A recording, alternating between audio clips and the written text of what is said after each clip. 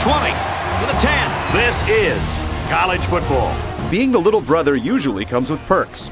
You can get away with things your big brother wouldn't have dreamed of, and the shock and horror when you do something wrong is always less. This has generally been the case with EA's college pigskin franchise. But after several years on the HD consoles, it's time for NCAA Football 11 to grow up and become its own man. College football is here.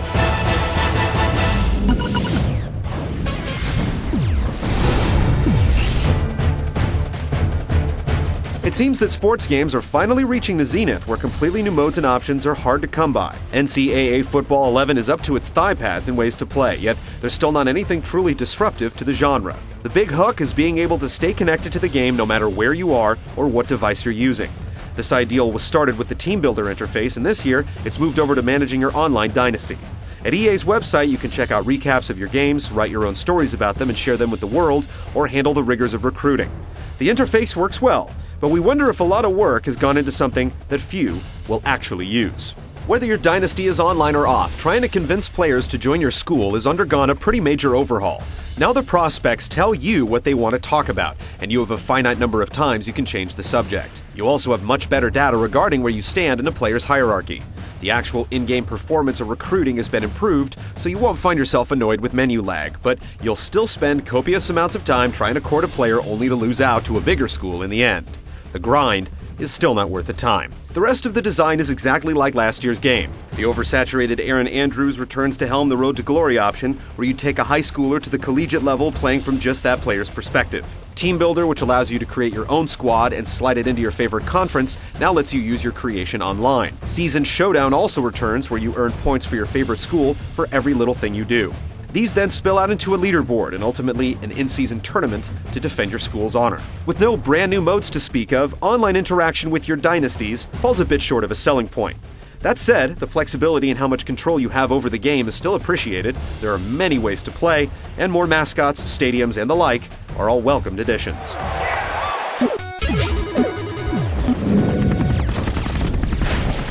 And he'll return this one from the 7. It seems like every year there's some tweak made to how you control a player running with the ball that's supposed to completely change the way you play. Usually it's just hyperbole, but the new locomotion running game really does make a significant difference in how each player handles. While you still get button controls, all the special moves have been mapped to the right stick. The good news is that you don't need them. You can literally run the ball just as well using only the left stick. It's that responsive and realistic. Another nice fix to the gameplay is how players recognize the sidelines. We've played scores of games and not one time have we seen a player ignore the sideline and run out of bounds on an out route.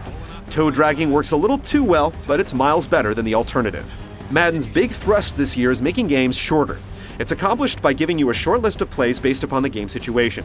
The same system is deployed here with rewarding results.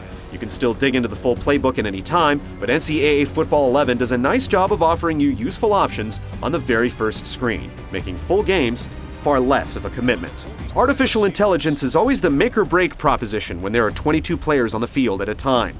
EA has stated that it's spent significant time working on the AI for blockers, and it definitely shows in some cases. Patience is a virtue at times, as you definitely have to wait for the blocking to set up before charging into a hole, yet you still get computer-controlled players missing assignments or just standing around doing nothing. The improvements can be hard to notice, but they're there. It seems like the NCAA football franchise always has caveats with fair play. Last year it was the phantom holding call that always seemed to pop up when you started beating a better-rated team. This year, it's the vertical leap of linebackers. Trying to pass down the middle can be infuriating. They knock down just about everything unless you throw high-arcing passes, which come with their own consequences.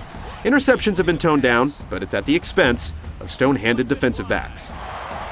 Swatted away. The rest of the game handles itself well for the most part. Poorly rated QBs will occasionally have skills below middle school quarterbacks, but if you're playing with moderately talented teams, it's predominantly a tight, realistic playing game of pigskin. Formation-specific substitutions allow flexibility, and if you can think of an offense or defense currently being run in college football, it's here to explore, and in some cases, exploit.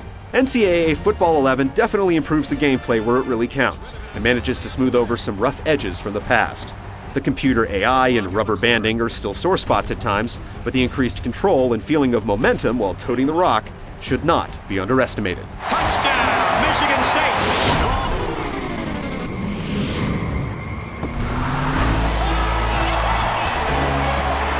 And here comes